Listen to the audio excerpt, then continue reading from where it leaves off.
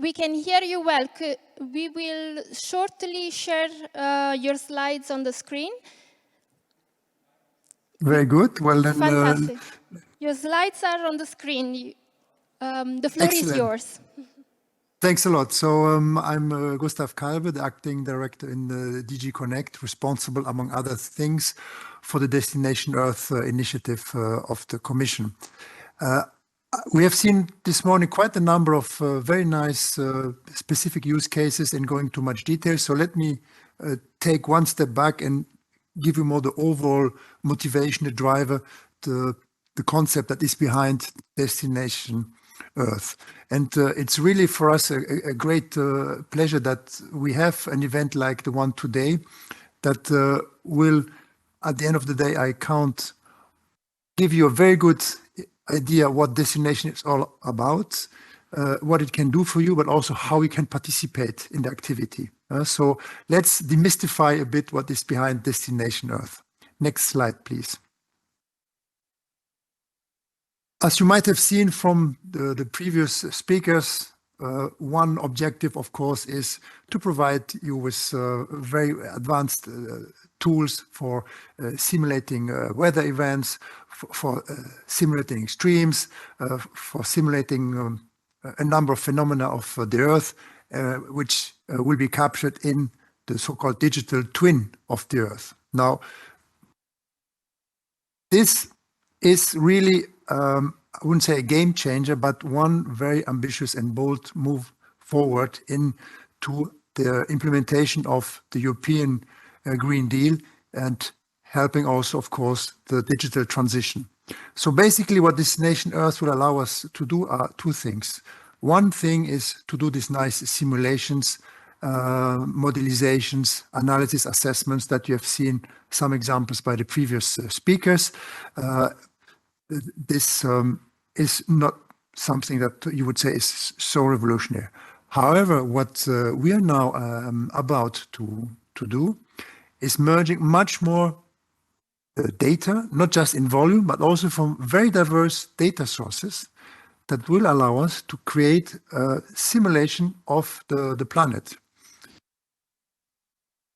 As we all know, I mean, if we want to measure the impact of our actions, if you have a lab experiment, you can test before you go into the real world. On the Earth, of course, we cannot simulate the planet, we cannot recreate it, but that's now with the advancements we have in digital technologies allows us really to do evidence-based policy making by playing with the parameters of the digital twin to understand what is the impact of a forest fire, what is the impact of certain migrations, what is the impact of some weather phenomena, what is the impact of putting a river dam somewhere, etc. So we can really play with the model and understand how our actions will impact. Next slide, please. The whole initiative is broken down in 3 phases. We are now in the startup phase. The 3 entities that are implementing it, the European Space Agency, the European Centre for Medium Range Weather Forecasts, and of course the EUMETSAT organization are our privileged partners and have been entrusted in bringing this vision into reality based, of course, on their experience, based on the access to the relevant data and to the access to the excellence they have and the competence in the field. So the plan is to have, by 2024, the Destination Earth initiative implemented, providing you with the 2 first digital twins on extreme weather forecast and climate modeling, provide you the access to the various data sources, integrating, federating data from multiple sources, from sensor data from the Earth, from the scientific data of our research communities, but also the space data. And there we will increasingly combining also data from other programs like Copernicus, like from the HPC joint undertaking, but in the future we'll have more data sources being connected.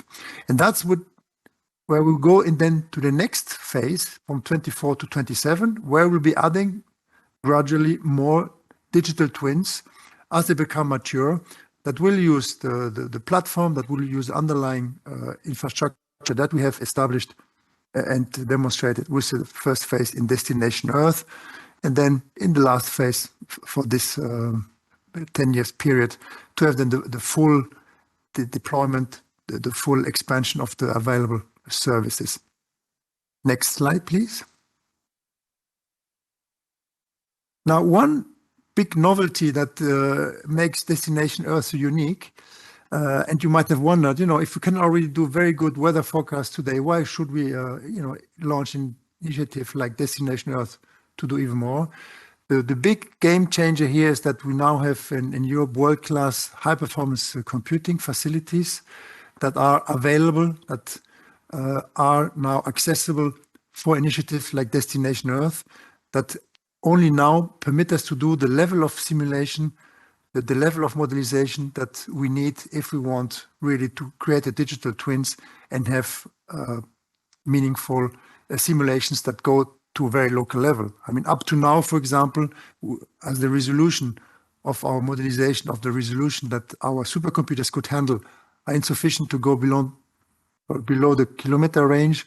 We cannot take into account, for example, rivers. So a number of local weather phenomena we could not predict or not very accurately. So we are quite happy that this Destination Earth initiative is in the shaping, because it will be one of the most visionary use cases that we have for the exascale supercomputers that we are about here. So we are quite happy to see that the 3 implementing entities are advancing with the modelization. They're testing the first designs on the available supercomputers that we have through UHPC. But in a year from now, when the full modelization will be available, we'll be able to connect this to the world's fastest supercomputer to be installed in Germany that will allow you to make all the simulations. Next slide, please.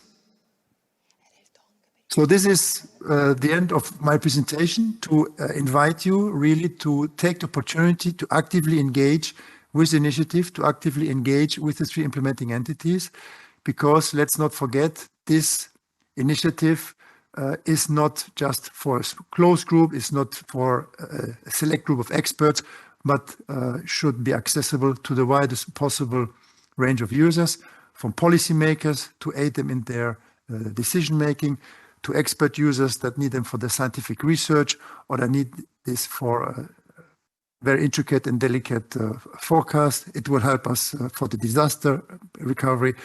So all the actors that are involved, that are driving and implementing this initiative, are there to listen to you, to reach out to you, and give you the access, and hopefully co-develop the future application, the future services that would respond to your needs that today we might not yet even envisage, or that will tailor the existing tools towards your precise needs.